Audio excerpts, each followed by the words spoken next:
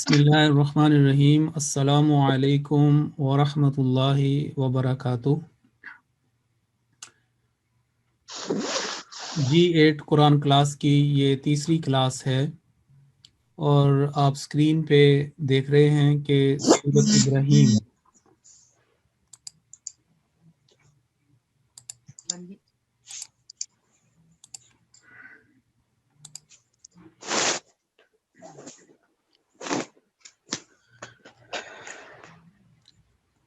तो तावुज़ के बारे में हम बात कर रहे थे पिछली दो क्लासेस में, और आपको मैंने कुछ सवालात के जवाबात भी लिखवाए थे और 14 सवालात जो हैं वो हमने हल किए थे।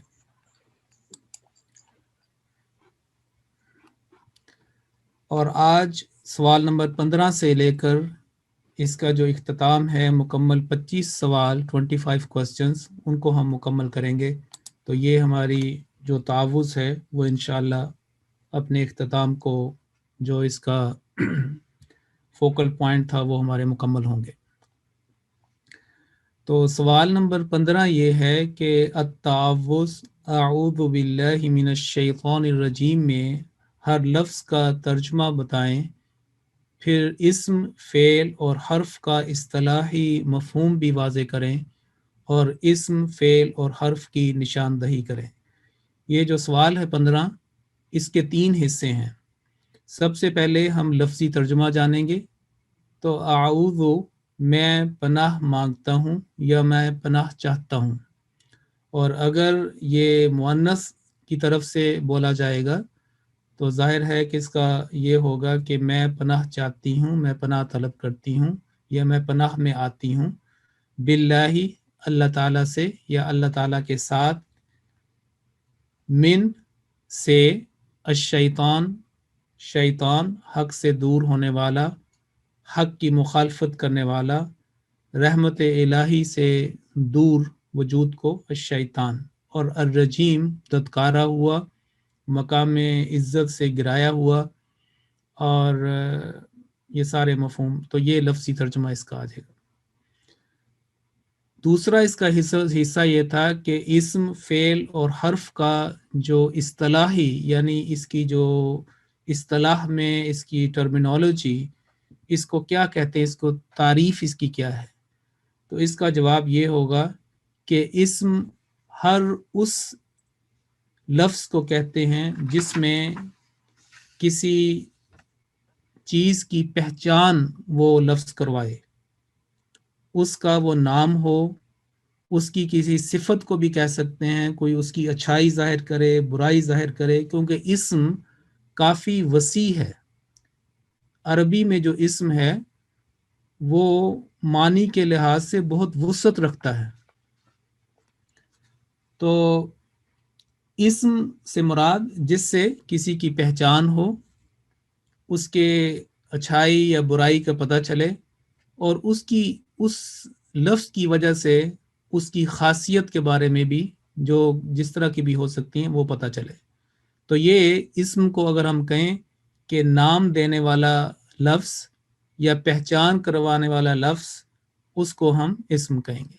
फिर अगला जो है वो है फ़ेल, और ये फ़ेल मुराद है इससे जो जिसकी पहचान हुई है उसकी हरकत का पता चले, उसके कामों का पता चले, और वो उसके लिए ये जो लफ्ज़ है वो इस्तेमाल होता है फ़ेल, यानी काम जिसमें उसके एक्शन का पता चले।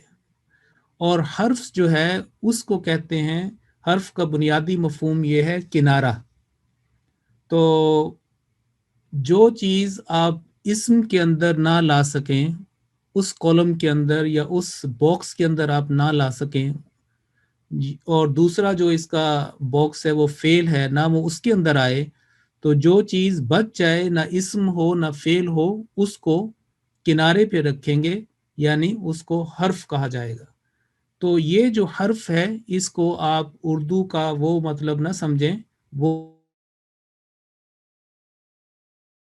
हर्फ या हर्फुल बा या हर्फुल नून, वो हर्फ जो है वो सोती एतबार से है कि जहाँ से انسان ایک نقطے کے اوپر اپنی جو زبان ایک صوتی لحاظ سے وہ مخرج جو ہوتا ہے اس سے ایک حرف برآمد ہوتا ہے.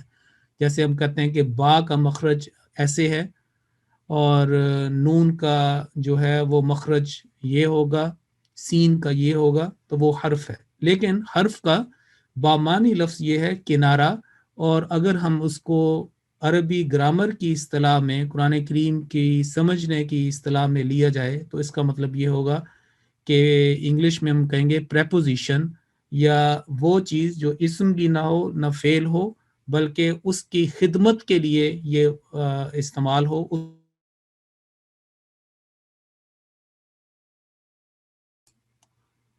اس کو ہم حرف کہیں گے.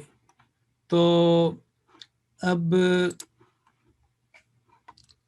یعنی کہ آپ حرف کو یہ سمجھیں کہ جیسے ایک رابطہ ہوتا ہے، ایک لنک ہوتا ہے اسم کے درمیان، دو اسموں کے درمیان بھی ہو سکتا ہے اسم کی خدمت کے لیے اور اس کے مفہوم کو مزید واضح کرنے کے لیے. اسی طرح جو فعل ہے، ایکشن ورڈ ہے، اس کو مزید واضح کرنے کے لیے بھی یہ استعمال، بعض چیزیں جو ہیں وہ اس کے اندر آ جائیں گی. خاص طور پر اس کا تعلق جو ہے وہ اسم کے ساتھ ہے. تو یہ جو فعل جو ہے اس کو اس میں اس سے ایکسکلوڈ کیا جائے. وہ ویسے میرے کوئی اور چیز میں سوچ رہا تھا، اس حساب سے وہ میں نے ادا کر دیا. تو اب اگلا جو سوال ہے، سوال نمبر 16، اس میں ہم یہ جواب لیتے ہیں کہ گزرے ہوئے وقت میں ہونے والے ایکشن کو عربی میں کیا کہا جاتا ہے، 3 مثالوں سے واضح کریں. تو گزرے ہوئے وقت کو ماضی کہا جاتا ہے، اور اس میں ہونے والے ایکشن کو، کام کو فعل ماضی کہا جائے گا. فعل ماضی یعنی وہ جو گزرے ہوئے وقت میں، جو سابقہ وقت میں ہو جائے، اس کو ہم فعل ماضی کہیں گے. اور اس کے لیے مثال جو ہے وہ ہم قرآن کریم سے ہی دیتے ہیں. مثال کے طور پر اگر آپ سورۃ الفیل کے جو دوسری آیت ہے اس میں الم ترى کیف فعل ربک، فعل اس نے کیا، وہ علیحدہ بات ہے کہ بعد میں ربو کا، تیرے رب نے کیا. لیکن اگر فعل کا مطلب ویسے سمجھیں تو فعل کا مطلب ہے اس نے کیا. کتبہ اس نے لکھا. قرآن کریم میں سورۃ المجادلہ میں آتا ہے کتب اللہ لاغلبن انا ورسلی. کتبہ لکھ دیا ہے، فرض کر لیا، تو کتبہ کا مطلب بھی آ گیا. پھر اس طرح کی یہ جو مثالیں ہیں قرآن کریم میں بہت ساری ہیں. تو ایک لفظ ایک اور میں آپ کو بتا دیتا ہوں، غفارہ مراد ہے اس نے معاف کیا. اسی سے غافر آتا ہے، غافر الذنوب، گناہوں کو معاف کرنے والا، یعنی اللہ تعالیٰ کی یہ صفت مبارکہ ہے. تو فعل، کتب، غفر، صبر، عزم، یہ سارے اس طرح کی مثالیں ہیں. تو یہ تھا سوال نمبر 16 کا جواب. اب ہم چلتے ہیں سوال نمبر 17 کی طرف، کیونکہ اگر جب گزرے ہوئے وقت کی بات کی جائے کہ یہ فعل ماضی ہے اور اس کی مثالیں دی گئی ہیں کتب اور فعل، جعل، غفر، اس طرح کی، تو موجودہ اور مستقبل میں ہونے والے فعل کو ظاہر کرنے کے لیے عربی میں ایک ہی لفظ استعمال کیا جاتا ہے. وہ لفظ ہے مضارع، میم، ضاد، الف، را، عین. اور اگر اس کو اردو میں کہیں تو آپ یوں سمجھیں کہ میم اور ضاد، الف، رے اینڈ عین. لیکن عربی میں اس کو را کہا جاتا ہے، رے اردو میں کہتے ہیں. تو مضارع سے یہ فعل مضارع اس کو کہا جاتا ہے. تو اگر میں یہاں پہ اگر ہو سکے تو میں لکھنے کی کوشش بھی کرتا ہوں. اگر یہاں پہ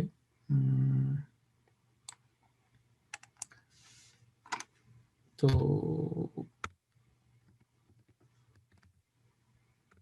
یہ ایسے انگلش میں لکھا جا رہا ہے، لیکن اگر اردو میں لکھیں تو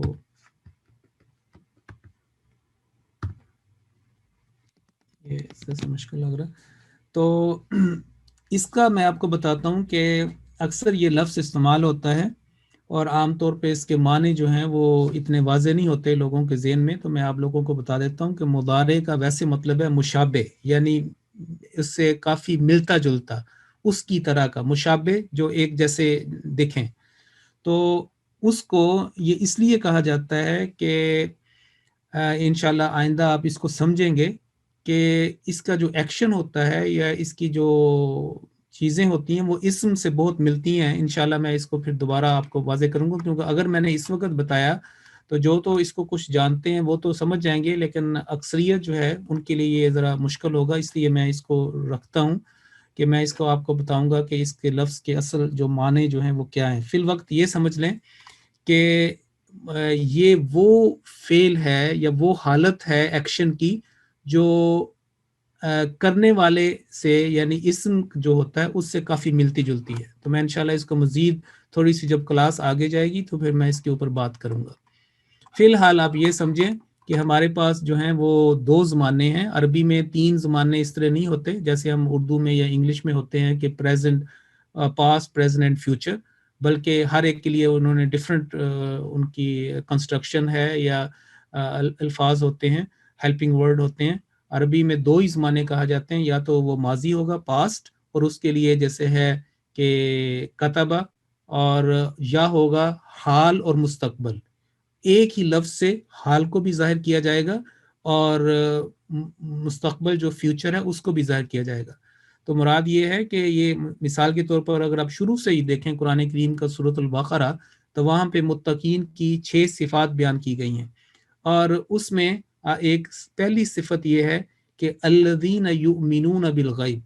تو اگر اس پیٹرن کے اوپر کہ یہ جو فعل ہے مضارع یا یہ جو فعل جو حال کو بھی کرتا ہے، اس کا ترجمہ آپ نے پڑھا ہوگا کہ وہ لوگ جو غیب پر ایمان رکھتے ہیں، لیکن اس کے اندر یہ چیز شامل ہے کہ وہ غیب پر ایمان اب بھی رکھتے ہیں اور وہ رکھیں گے فیوچر کے اندر بھی. ان کی جو انٹینشن ہے وہ یہ ہے، جو اب ایمان رکھتا ہے وہ آگے بھی، کہ یعنی کہ یہ متقی اسی کے ساتھ آگے سفر کریں گے. تو حال اور مستقبل یعنی پریزنٹ اینڈ فیوچر ایسی سمجھے کہ جیسے دونوں نے آپس میں ہاتھ ملایا ہوا ہے، اور ایک ہر لمحہ وہ بیک میں ماضی میں جا رہا ہے، اور جو چیز حال ہے وہ فوری طور پر جو مستقبل ہے وہ پیچھے جا رہا ہے ماضی میں. تو حال تو بالکل آپ جیسے کہیں کہ ایک بلنک آف آئی، ایک پلک جھپکنے کا جو ہے نا اس سے بھی کم عرصہ ہے، کیونکہ ہر چیز جو ہے وہ جیسے جیسے ایک لمحہ گزرتا جا رہا ہے وہ بیک پہ جا رہا ہے. تو بظاہر جو آپ سمجھتے ہیں کہ وہ ایمان رکھتے ہیں، وہ اس وقت جب وہ بات یہ کرتے ہیں کہ ہم ایمان رکھتے ہیں، وہ چیز ماضی بن چکی ہوتی ہے، بیک میں وہ ٹائم جا رہا ہوتا ہے. تو یہ ایک عجیب قرآن کریم کی اور یہ جو عربی کی ایک فصاحت و بلاغت ہے کہ ایک ہی لفظ سے انہوں نے ان دونوں کو ظاہر کیا اور یہ بتا دیا کہ اصل جو زمانے ہیں وہ یہی ہیں، کہ جس میں ماضی جس کو آپ ایکسپلور کر سکتے ہیں، اس کو ٹٹول سکتے ہیں، اس کے بارے میں آپ کوئی تجزیہ کر سکتے ہیں کیا ہوا، اور فیوچر کی آپ پلاننگ یا آپ کا انٹینشن، اور جو درمیانی حصہ وہ اتنا مختصر ہے کہ وہ فوری طور پر ماضی میں تبدیل ہوتا جاتا ہے، اور جو اگلا مستقبل ہے وہ آپ کے پاس ایسے آتا ہے. تو انسان جو ہے یا کوئی بھی چیز اس کے درمیان میں ہے. تو یہ 17 نمبر کا سوال کا جواب تھا. ہم 18 نمبر کی طرف آتے ہیں. سوال نمبر 18 میں یہ ہے کہ حال و مستقبل یعنی حال و مستقبل ان دونوں کے لیے جو ہم نے بتایا تھا کہ ایک ہی لفظ استعمال ہوتا ہے، اس کو یاد رکھنے کے لیے کلمہ اتینا یاد رکھنے کی کیا افادیت ہے. اگر ہم یہ یاد رکھیں کہ اتینا تو کیا ہمیں فائدہ اس سے پہنچے گا، اور اس کے لیے پھر دوسرا لفظ جو ہے وہ بھی آپ بتائیں جو لکھا ہوا ہے.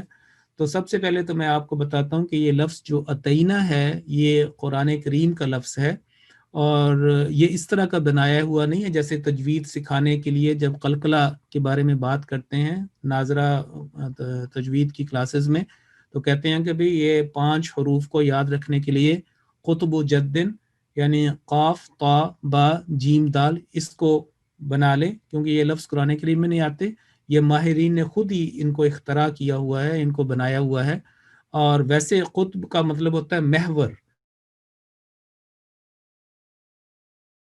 عظمت کا محور. تو اس طرح کا ایک انہوں نے اس کو یاد کرانے کے لیے بتایا ہوا ہے. یا جیسے آپ کہیں کہ حروف ادغام ہیں تو لفظ ہے یرمولون، یا را میم لام واو نون، تو اس کا ایک ترجمہ انہوں نے یہ بتایا.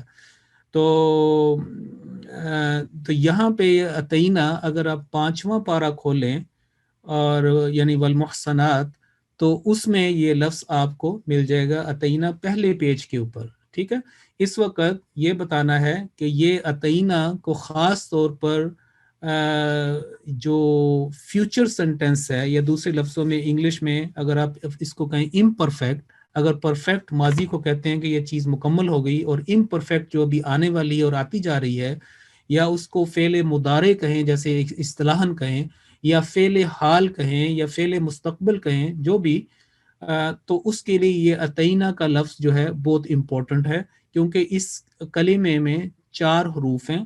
ایک سب سے پہلے تو اس کو ہم حمزہ الف کہیں گے. حمزہ پہلا جو الف ہے، عام طور پر یہ الف کہا جاتا ہے، لیکن اگر الف کے اوپر کوئی حرکت آ جائے تو اس کو حمزہ کہا جائے گا. مزید واضح کرنے کے لیے اگر آپ حمزہ الف کہہ دیں تب بھی اچھی بات ہے، لیکن اگر الف کے اوپر کوئی حرکت نہ ہو تو وہ الف کہلائے گا، لیکن جب وہ اس کے اوپر کوئی حرکت آ جائے تو وہ حمزہ بن جاتا ہے، اور اصل یہی چیز ہے. اور اس کو حمزہ الف، اور پھر بعد میں تا، پھر یا، پھر نون، یہ 4 حروف ہیں. تو ایک تو پہلے یہ یاد آپ نے کر لیے. پھر میں نے کہا کہ اس مقصد کے لیے دوسرا کون سا لفظ یاد رکھنا مفید ہے، تو اس کے لیے آپ لفظ ایک لکھ لیں، انیت. انیت یعنی الف، نون، یا، تا. حروف یہی 4 ہیں، الف، تا، یا، نون، جو قرآن کریم کے ہیں. انیت کا لفظ قرآن کریم میں نہیں آیا، لیکن عربی لغت میں یہ لفظ موجود ہے، اور اس کا آغاز وہی حمزہ الف سے، نون کے نیچے کسرہ، یا کے اوپر سکون، اور تا کے اوپر دمہ. سو انیت یا انیتن کہہ دیں آپ، یا انیتو یا انیت بھی کہہ سکتے ہیں، بہتر ہے کہ انیت کہہ دیں. اور اس کا ترجمہ میں چونکہ یہ عربی لغت میں ہے وہ بتا دیتا ہوں. باقی آپ کے لیے ہوم ورک یہ میں نے جو اتینا کا بتایا، آپ 5ویں پارے کے پہلے پیج پہ جائیں اور اس کی دوسری آیت کو دیکھیں تو وہاں پہ لفظ اتینا، اور اگر آپ حضرت میر صاحب کے یہ ترجمے پہ جائیں تو وہاں پہ آپ کو اس کا ترجمہ بھی مل جائے گا. تو یہ تو آپ کا ہوم ورک ہوا. تو انیت کا مطلب ہے کہ وہ شخص، وہ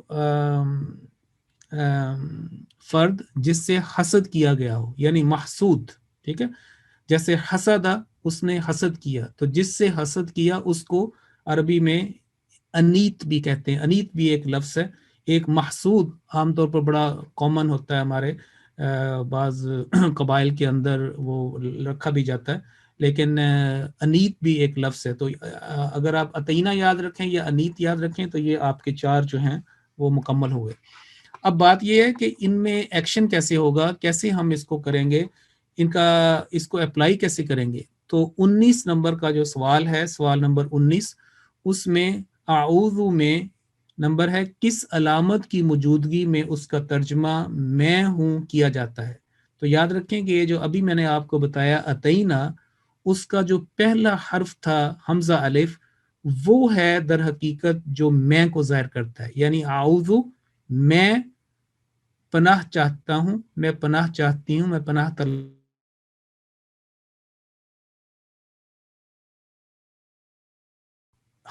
الفاظ کے ساتھ یہ لگے تو اس کا مطلب آئی ہوتا ہے، یعنی میں نے اپنی بات کر رہا ہوں، اور میں کہہ رہا ہوں کہ میں نے، یعنی کہ جو بول رہا ہے متکلم، اس کے بارے میں یہ بات ہو رہی ہے. اور اسی طریقے سے قرآن کریم کے جو ہیں وہ دوسرے الفاظ بھی آئیں گے. مثال کے طور پر اعوذ، میں پناہ چاہتا ہوں. اگر میں کہوں اقرأ تو میں پڑھتا ہوں. اگر میں کہوں کہ اتلو تو اس کا مطلب ہے میں تلاوت کرتا ہوں. اگر میں کہوں اکتبو تو میں لکھتا ہوں. تو اس طریقے سے جتنے بھی آپ کے ذاتی فعل آئیں گے کہ میں یہ کرتا ہوں، میں جو بھی آپ کے روزمرہ کے معمولات ہیں، عربی ایک لحاظ سے بڑی سائنٹیفک ہے کہ شروع میں حمزہ الف اور فتحہ مفتوح الف، اگر آپ اس کو سمجھیں اس لحاظ سے کہ اس کے اوپر فتحہ ہوگی. تو یہ تھا اعوذ کا الف کا ترجمہ اس کی موجودگی میں. اب ہم 20 نمبر کے سوال پہ آتے ہیں، اور اس میں ہے کہ اعوذ کے لفظ کو، جو پہلا لفظ تھا اعوذ، اس کو اتینا کے چاروں حروف سے گزاریں اور لفظی ترجمہ کریں. تو دیکھیں اعوذ کو الف سے تو ہم نے گزار دیا، حمزہ الف سے، اور اس کا ترجمہ ہے کہ میں پناہ چاہتا ہوں.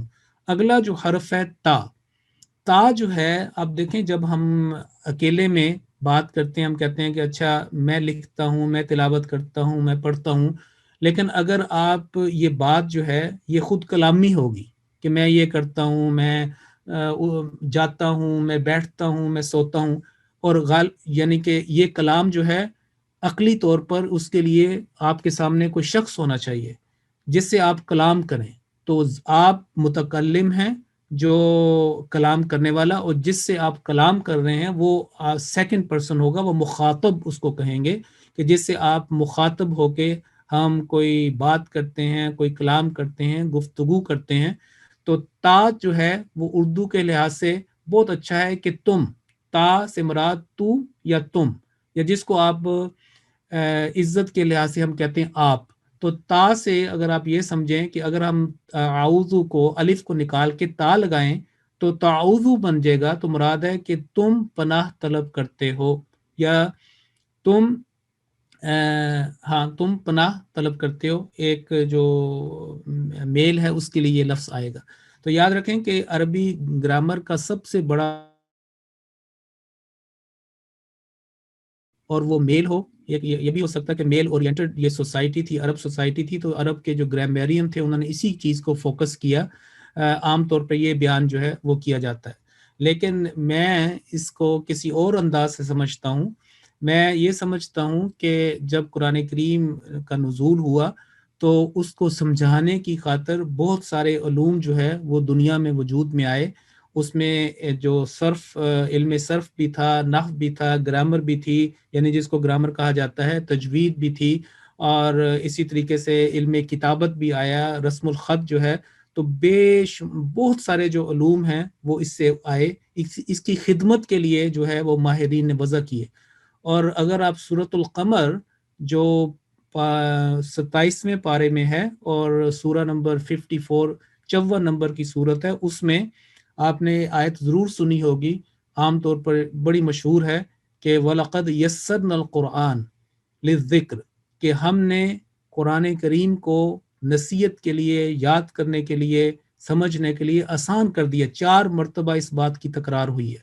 تو جتنی بھی کتابیں لکھی جا رہی ہیں، جتنی بھی جو ماہرین جو ہے اس کے اوپر اپنا کام کر رہے ہیں، کتاب ان کے علوم وضع کیے گئے، اور اس کے اوپر مختلف انداز میں ہر کام کو انہوں نے گہرائی میں جا کے اس کے اوپر خدمتیں کی اور آسانی پیدا کی. ڈکشنریز جو ہیں وہ لکھی گئیں، اور مختلف قرآن کریم کی کتابت کے لحاظ سے اس کو خوبصورت سے خوبصورت بنایا گیا. تجوید کی کتابیں آئیں، کلاسز آئیں. وہ در حقیقت یہ جو پیش گوئی تھی کہ ہم نے، یا یہ جو حقیقت تھی کہ ہم نے اس قرآن کو آسان کر دیا ہے، اس کی مسلسل ایک چہرہ نمائی ہے. اور وہ اس کی تحت جو ہے یہ سارا کام ہو رہا ہے. اور اگر در حقیقت دیکھیں، آپ جو یہاں پہ جمع ہیں اس کلاس کے لیے، اور میں جو یہ خدمت کر رہا ہوں، در حقیقت یہ وہ آیت مبارکہ ہے وَلَقَدْ يَسَّرْنَا الْقُرْآنَ، جس کے تحت ہم یہاں پہ بیٹھے ہیں. اور وہ آیت یہ ڈیمانڈ کرتی ہے، تقاضا کرتی ہے کہ ہم قرآن کو آسان سے آسان کریں اور اس لوگوں کو سمجھائیں، پڑھائیں، کیونکہ یہ اللہ تعالیٰ کی طرف سے ایک وعدہ تھا کہ ہم نے اس قرآن کو اتارا ہے، ہم اس کی حفاظت کریں گے اور اس کو آسان بناتے چلے جائیں گے. چنانچہ آپ دیکھیں کہ اگر آپ الیکٹرونکلی جتنا قرآن پڑھنا سیکھنا اب آسان ہے، اور خدا بہتر جانتا ہے کہ آئندہ کیسے کیسے آسانیاں ہوں گی. وہ ہرگز ہمارے جو فور فادرز تھے، ہمارے اجداد تھے، ان کے پاس نہیں تھی. وہ تو اس وقت تو ایک زمانہ یہ تھا کہ قرآن کریم جو ہے کسی کو اپنا قرآن کریم جو ہے وہ لڑکیاں خود لکھتی تھیں. 7-8 سال کی بچی ہوئی، وہ اپنا قرآن کریم لکھنا شروع کیا، اور جلدی عمر میں 14 15 16 سال کی عمر میں شادی ہوتی تھی، اور وہ اپنا قرآن جو ہے خود اپنی کتابت سے لکھ کے جہیز میں اپنے ساتھ لے کے جاتی تھی، کیونکہ انہوں نے جا کے وہاں پہ پڑھنا ہوتا تھا اور پڑھانا ہوتا تھا، کیونکہ پرنٹنگ کا زمانہ نہیں تھا. اس طریقے سے بے شمار جو ہے وہ قرآن کریم جو ہے وہ لکھے گئے، اور اس طریقے سے وہ یاد بھی کر لیتی تھی جتنا بھی، اور لکھنا بھی آ جاتا تھا. تو قرآن کریم ان کا بیس تھا. پھر اس کے بعد پھر جب قرآن پرنٹ ہونا شروع ہوا تو پھر زمانہ جو ہے وہ بدل گیا، اور پہلے صرف کچھ لوگوں کے پاس یہ کتابت والے ہوتے تھے یا وہ اسپیشل وہ اس کو دیکھ کے لکھواتے تھے مقرر کر کے بعض کاتبوں کو، تو پھر آپ دیکھیں کہ اب کتنا جو ہے وہ آسان ہو گیا. تو تا سے ہم بات کر رہے تھے، تو تعاوضو سے یہ آ گیا. اور ہاں اصل بات یہ تھی کہ جو میں نے کہا تھا نا کہ میں جو سمجھتا ہوں وہ یہ تھا کہ قرآن کریم میں جو فوکل پوائنٹ ہے وہ اللہ تعالیٰ ہے. یعنی اللہ تعالیٰ کا لفظ بار بار قرآن کریم میں 2811 مرتبہ استعمال ہوا ہے. 2811 مرتبہ اللہ کا لفظ جو ہے وہ استعمال ہوا ہے. یعنی اللہ بعض کا تو اس کے شروع میں باللہ بھی آ گیا یا جو ہے للہ بھی آ گیا، لیکن اللہ کا جو لفظ ہے یعنی اس کنسٹرکشن جو بھی اس میں اتنی مرتبہ جو ہے وہ استعمال ہوا ہے. تو یہ اور اس کے جو افعال ہیں قرآن کریم میں وہ بھی استعمال ہوئے ہیں، اور وہ بھی اس طرح کہ وہ یہ کرتا ہے، وہ عطا کرتا ہے، وہ معاف کرتا ہے، وہ سزا دیتا ہے. اس کی وہ جو ہے نا ایک جیسے تھرڈ پرسن ہوتا ہے جو غائب ہے، اس کے طور پر بار بار آتا ہے.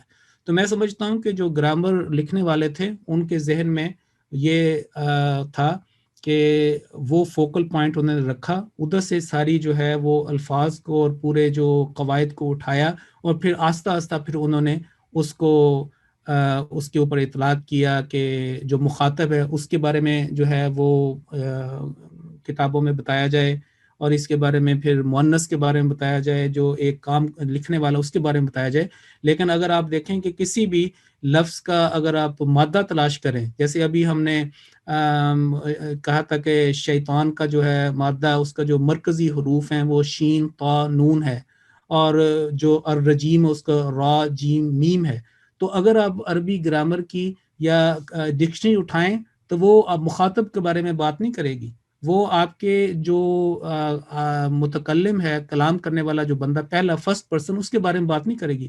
وہ سیدھی جا کے بتائے گی کہ رجما، کہ سب سے پہلے کہ اس نے پتھر مارا، یا شیطانہ وہ حق سے دور ہوا، اس طرح کے. تو وہ جو غائب ہے ایک پرسن، اس کے بارے میں بات کرے گی، اور وہاں سے پھر وہ آگے کہ اس نے یہ کیا، جیسے مثال کے طور پر فعل اس نے کیا، یا کتبہ اس نے لکھا، اور اس کے بعد آگے بات کو بڑھانے کے لیے وہ کہیں گے یکتبو کہ وہ لکھتا ہے.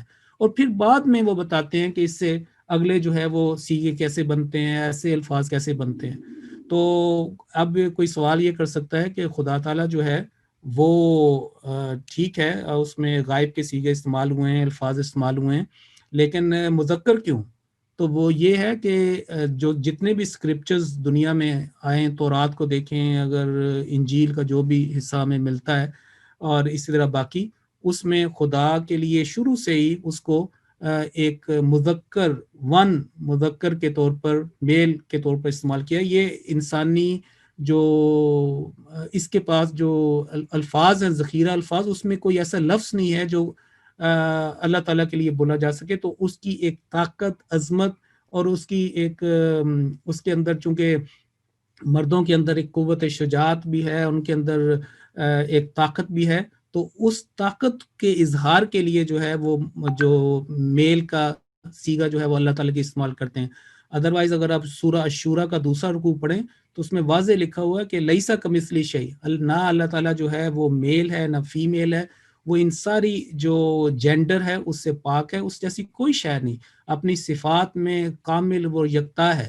یہ انسانی لغت کی، اس کی زبان کی مجبوری ہے، یا اس کی ایک اس کے اندر ایک سمجھے نا کہ ایک نقص ہے کہ انہوں نے اس کو اس کے ساتھ جو ہے منسوب کیا. کیونکہ میں اس لیے بھی اس کا بتا رہا ہوں کہ بعض اسلام کے اوپر یہ اعتراض بھی کرتے ہیں کہ دیکھیں یہ خدا کے لیے یہ استعمال کیا، اور جب فیمنزم کے جو پیروکار ہیں وہ بہت زیادہ اس بات کو بھی کرتے ہیں. تو اللہ تعالیٰ جو ہے وہ اپنی صفات میں یکتا ہے. یہ صرف سمجھانے کے لیے جو ہے میل اور مرد کا یا مذکر کا سیغہ اس کے لیے استعمال ہوا ہے. تو تعاوض کی بات کر رہے تھے، اس کے بعد ہے یا. تو میں نے کہا کہ سب سے پہلے انسان جو ہے وہ فطری طور پر کہتا ہے کہ اپنے بارے میں سوچتا ہے، وہ اس کا جو کہتا ہے کہ میں، کیونکہ ظاہر ہے اس کا اپنا ایک اکاؤنٹ ہے، اور جیسا قرآن کریم نے یہ فرمایا ہے کہ کوئی جان دوسری جان کا بوجھ نہیں اٹھائے گی. تو قرآن کریم خود کہتا ہے کہ سب سے پہلے اپنے بارے میں سوچو، اور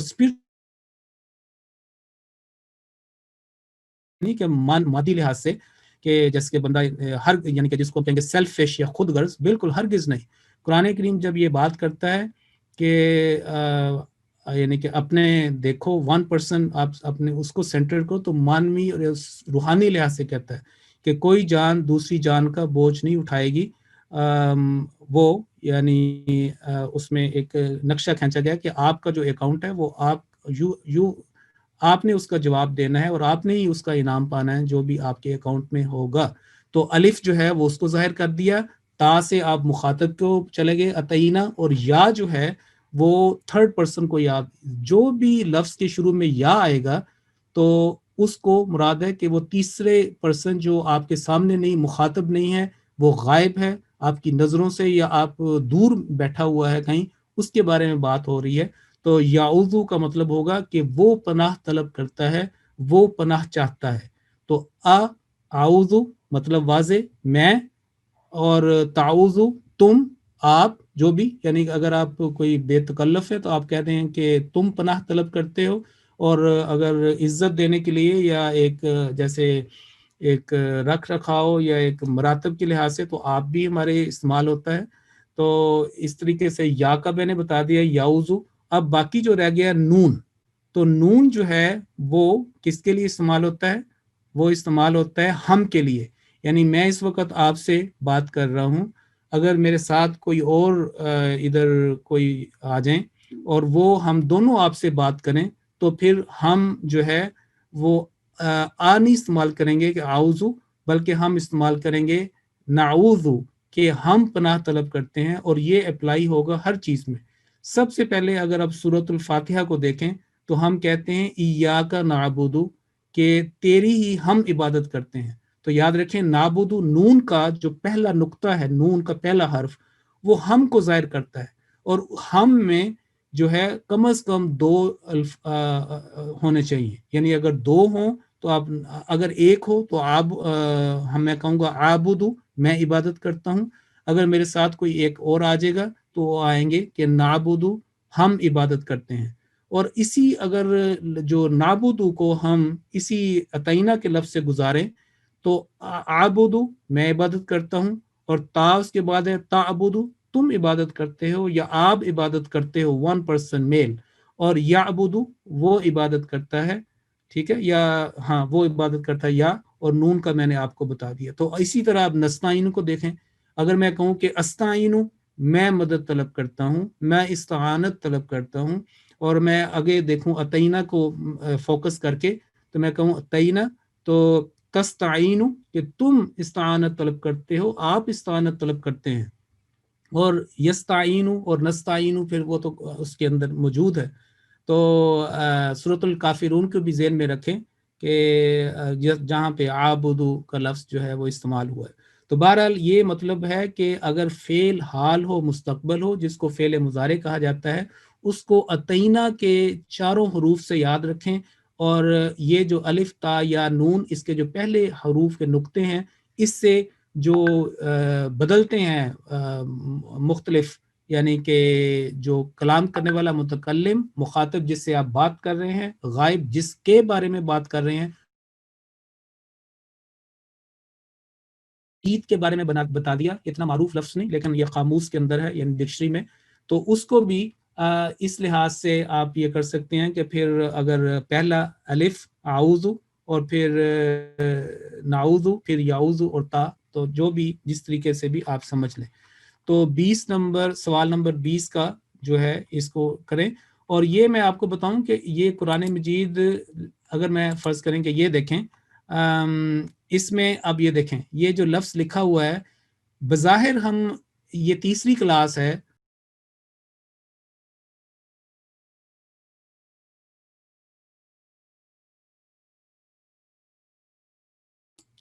بنائی گئی ہے، اس میں آپ بہت تیزی کے ساتھ یہ جو اس کے جو روٹس ہیں، جو اس کی بنیاد ہے، وہ سیکھیں گے۔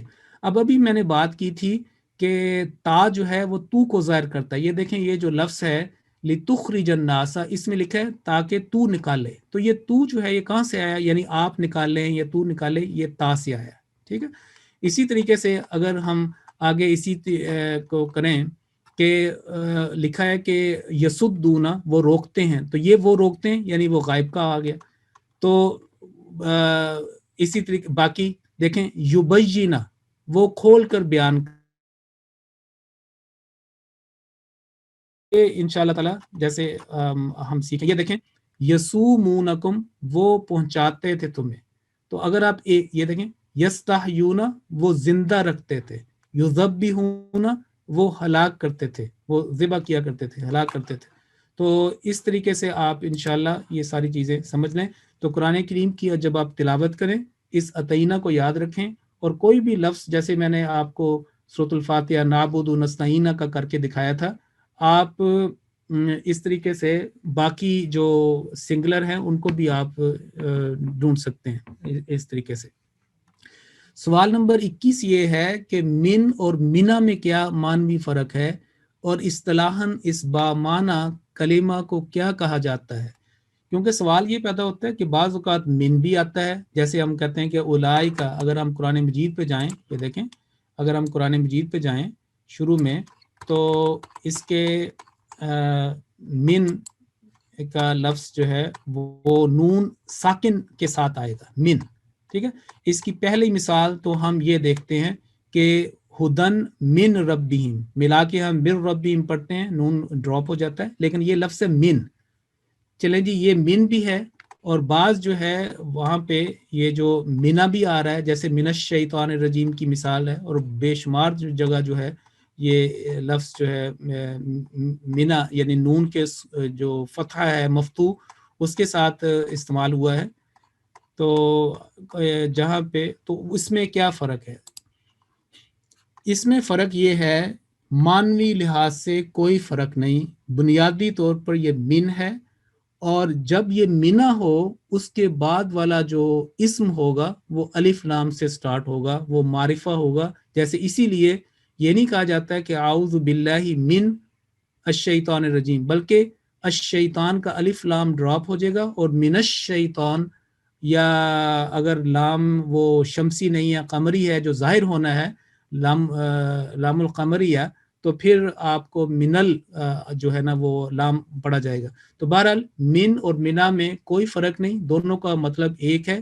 من جو ہے اس کے بعد الف لام والا کلمہ نہیں آتا، اور من جب نون کا جو سکون ہے اس کے اوپر جب فتحہ آتی ہے یا متحرک کیا جاتا ہے، تو اس کے بعد الف لام سے معرف بنایا ہوا یا خاص جو ایک اس میں معرفہ ہے، جیسے الشیطان آ گیا، یا اگر ایک کوئی لفظ الرجیم ہے یا الرحیم ہے یا اسی طریقے سے اور، تو پھر وہ یہ ساکن نون جو ہے یہ مفتوح نون میں بدلے گا، اور اس اصطلاحاً اس بامانی کلمہ کو کیا کہا جاتا ہے؟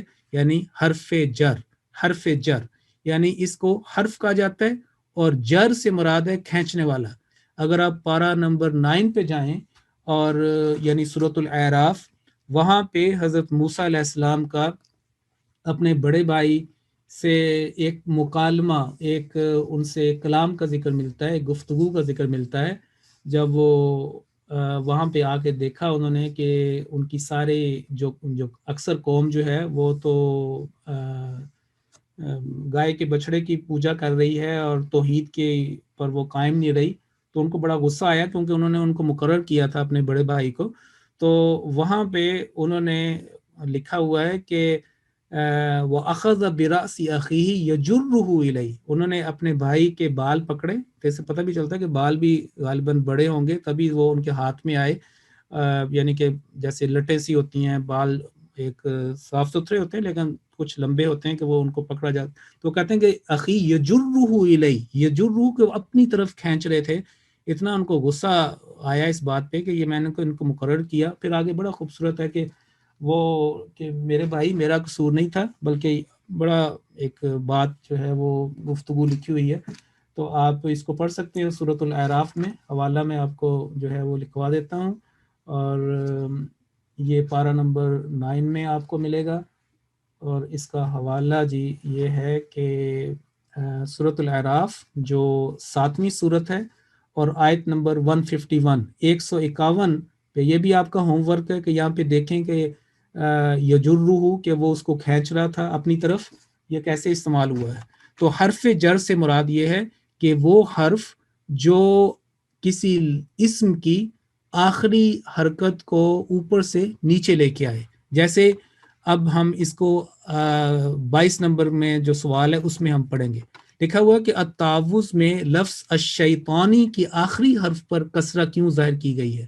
تو یہ جواب 21 میں آ گیا کہ من جو ہے، جو من ملانے کے لیے من الشیطان بنا، اس نے الشیطان جو عام طور پر قرآن مجید میں الشیطان، اگر اس کے پیچھے پہلے یہ نہ ہو حرف، یہ والا لفظ نہ ہو تو یہ الشیطان آئے گا۔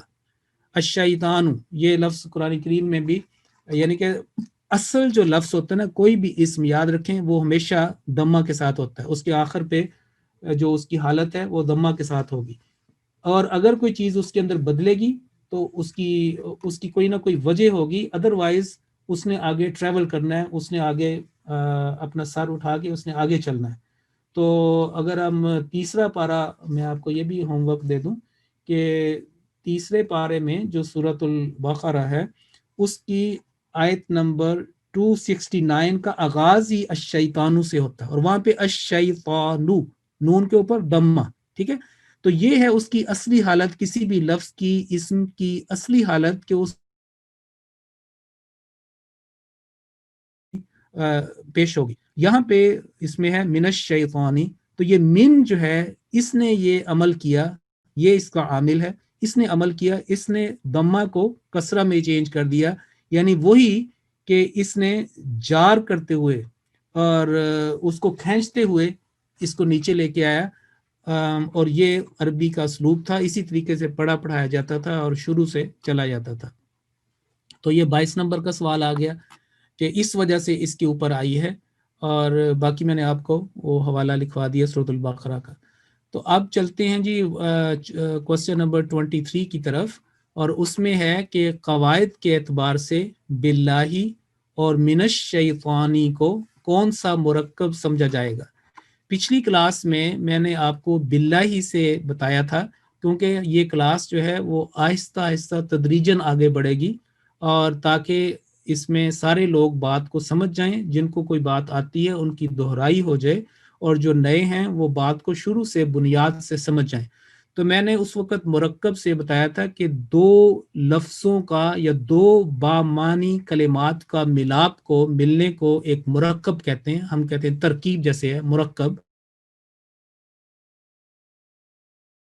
یہ ایک مرکب ہے، اور یہ تصور تھا کہ کتابت کے لحاظ سے باقی جو اعوذ آپ دیکھیں، مینا دیکھیں، الشیطان، باقی الرجیم یا کوئی اور لفظ وہ علیحدہ علیحدہ لکھے جاتے ہیں، لیکن جو ایک حرف ہوتا ہے وہ ہمیشہ کسی اگلے آنے والے لفظ کے ساتھ لکھا جاتا ہے۔ مثال کے طور پر بی کا مطلب ہے ساتھ، یہ جو ہے استعانت کے لیے بھی استعمال ہوتا ہے، کمپنی کے لیے بھی استعمال ہوتا ہے، مدد کے لیے بھی استعمال ہوتا ہے، کئی اس کے معنی، بہت سارے اس کے با کے معنی، لیکن بنیادی اس کا مطلب ہے ساتھ۔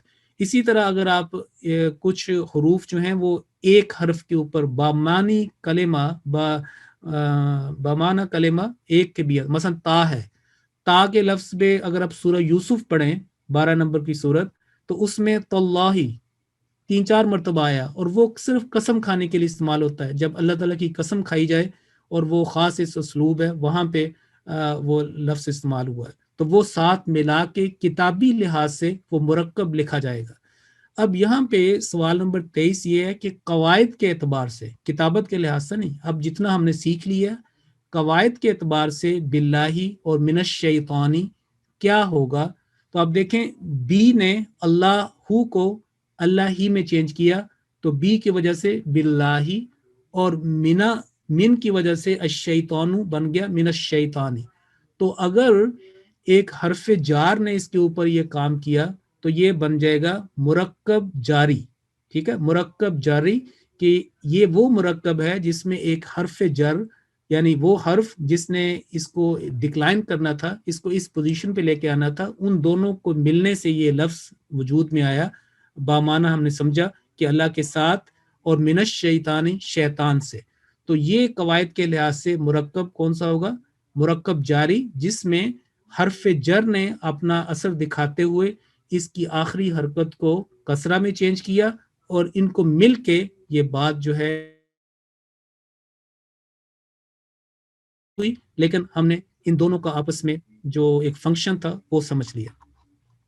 اس کے بعد اب ہم کلاس کے آخر میں جا رہے ہیں. 24 نمبر کا سوال یہ ہے کہ کیا اردو اور انگریزی کی طرح عربی میں بھی صفت اسم موصوف سے پہلے آتی ہے، اور موصوف جو ہے وہ بریکٹ میں ہے؟ تو اس میں یہ دیکھیں کہ اردو میں اگر ہم کہیں کہ پاکیزہ کلمہ، تو پاکیزہ جو ہے وہ کلمہ کی صفت ہے. ہم ایسے نہیں کبھی کہتے کہ کلمہ پاکیزہ، یا ہم کہیں کہ بہت اچھا یا پاکیزہ درخت، ایسے نہیں کہتے، بلکہ یا درخت پاکیزہ ایسے نہیں کہتے.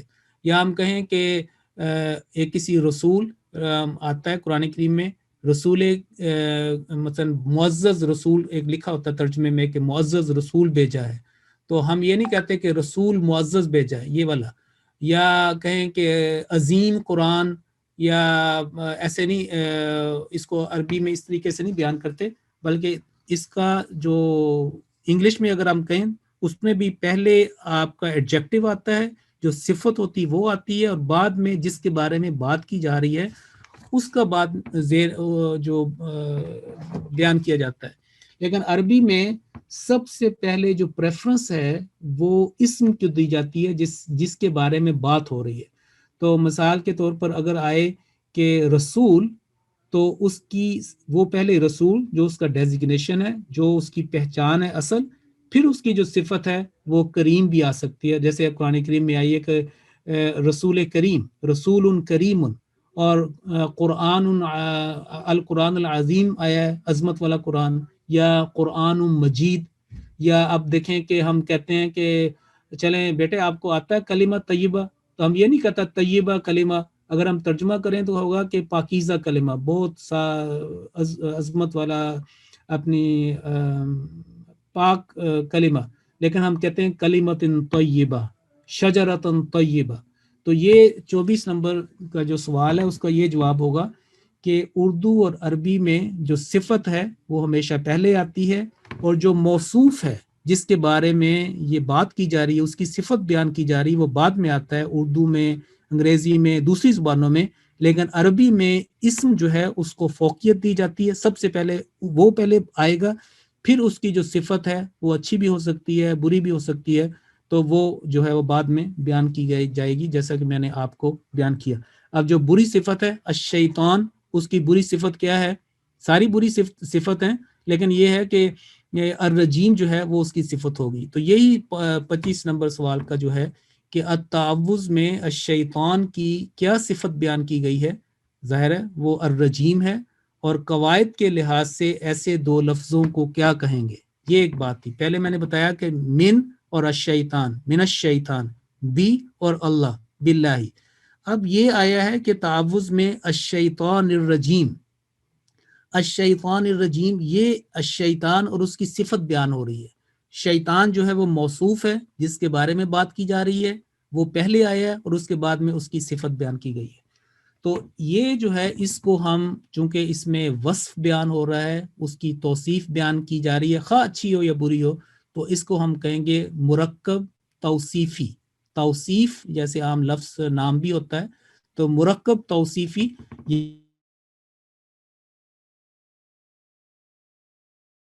کا وہ مجموعہ ہے جس میں ایک لفظ دوسرے کی صفت بیان کر رہا ہے، یا پہلا جو لفظ ہے وہ اس کی صفت اس کے بعد بیان کی جائے گی. تو یہ تھے 25 سوال جو ہم نے اس کے اندر سے اخذ کیے، اس کے اوپر غور و فکر کرتے ہوئے التعوذ میں. اور آپ دیکھیں کہ اللہ تعالیٰ کی فضل و کرم سے اگر میں آپ کو اس کی اسٹیٹسٹکس دوں تو آپ حیران رہ جائیں گے. جیسے کہ میں نے بتایا تھا کہ قرآن کریم میں بہت سارے الفاظ تکرار کے ساتھ آئے ہیں، اور اب میں آپ کو جو مادہ لیٹرز تھے وہ بھی بتا دیے ہیں کہ مرکزی حروف تھے. مثلا اعوذ کا میں نے بتایا تھا کہ عین واو ذال، یہ پناہ اس کا مرکزی مفہوم ہے. 17 مرتبہ یہ قرآن کریم میں مختلف ترکیبوں کے ساتھ آیا ہے، یعنی مختلف ترکیبوں سے ہے، کبھی یہ ماضی کے اندر استعمال ہوا ہے، کبھی اس اعوذ میں استعمال ہوا ہے، کبھی یہ یعوذون جیسے سورۃ جن کی مثال دی تھی۔ اگر ہم اسی کو فوکس کریں، اعوذ جو پہلا کلمہ ہے تعوذ کا، تو قرآن کریم میں یہ نوٹ کر لیں 7 مرتبہ استعمال ہوا ہے۔ اور اس کے بعد اگر ہم اللہ کی طرف چلیں تو اللہ کا میں نے بتا چکا ہوں کہ 2811 مرتبہ 2811 مرتبہ یہ قرآن کریم میں استعمال ہوا ہے، یعنی کہ اس میں تو آپ دیکھیں کہ 114 مرتبہ تو صرف بسملہ یعنی بسم اللہ الرحمن الرحیم میں استعمال ہوا ہے، پھر اندر ہر جگہ پہ اللہ کا نام ہے، تو سب سے زیادہ الفاظ جو ہیں یہ لفظ استعمال ہوا اللہ۔ تو یہ پھر آپ دیکھیں، پھر لفظ ابھی من کی بات کر رہے تھے کہ من آتا ہے، کبھی منا آتا ہے، تو آپ حیران ہوں گے کہ یہ جو اسٹیٹسٹیکلی اب تو چونکہ کمپیوٹر کا زمانہ ہے تو وہ سارا ڈیٹا ڈال کے اس کو دکھاتے ہیں، تو اس کے اوپر جب میں تحقیق کر رہا تھا تو 3226 مرتبہ من یا منا مختلف حالتوں میں یعنی اس استعمال ہوا ہے۔ تو آپ دیکھیں کہ اگر آپ نے سمجھ لیا کہ یہ من ہے، یہ حرف الجر ہے اور اس کا یہ فنکشن ہوتا ہے، تو آپ نے یہ اتنے سارے الفاظ جو ہیں وہ سیکھ لیے۔ پھر اگر ہم جائیں کہ الشیطان، تو شیطان کا جو روٹ ہے شین تا نون میں نے بتایا تھا، 88 ٹائمز جو ہے یہ قرآن کریم میں استعمال ہوا ہے یہ روٹ۔ کبھی الشیطان آتا ہے، کبھی الف لام کے بغیر آتا ہے، کبھی جمع میں آتا ہے الشیاطین آتا ہے، کبھی شیاطینہم جیسے میں نے سورۃ البقرہ کی 17 ورسز کی مثال دی تھی۔ پھر اگر رجیم کو دیکھیں تو 17 مرتبہ 17 ٹائمز الرجیم استعمال ہوا ہے، مختلف 5 مختلف حالتوں میں پیٹرن میں۔ تو لفظ الرجیم کو اگر ہم فوکس کریں تو 6 مرتبہ یہ استعمال ہوا ہے۔ اب ہم اگر آپ دیکھیں یہ جو قرآن کریم ہے، یہ اس کا سٹائل اور جو یسر قرآن کا سٹائل بالکل سیم ہے، یہ بیسیکلی سیم رائٹنگ ہے، صرف انہوں نے نیچے اردو کی جو لائن ہے نا، یہ جو لفظی ترجمہ ہے تحت لفظ، یہ وہ انہوں نے اس کو یہاں پہ انسرٹ کیا، یہاں پہ ڈالا ہے۔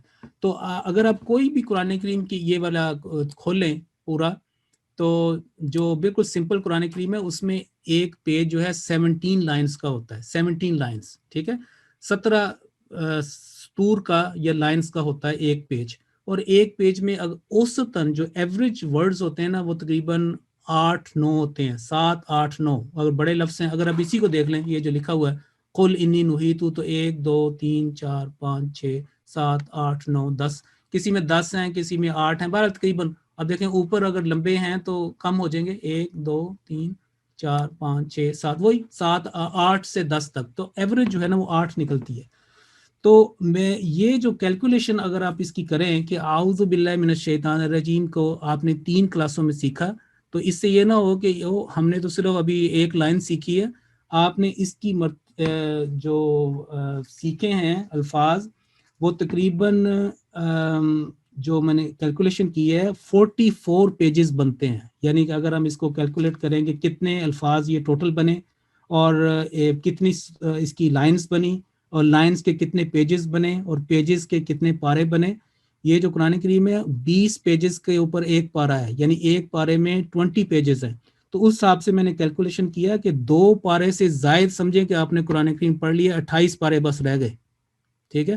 تو کافی اس طرح یعنی کہ جہاں جہاں پہ یہ لفظ آیا اتنے 6000 یہ بنتے ہیں، یہ والے یہ ٹوٹل ان کی جو تعداد بنتی ہے 6071 میں نے کیا تھا، یا آپ سمجھے کہ 6000 ورڈز آپ نے قرآن کریم کے اس سے صرف تعوذ کے اس انداز سے آپ نے وہ سیکھ لی ہیں۔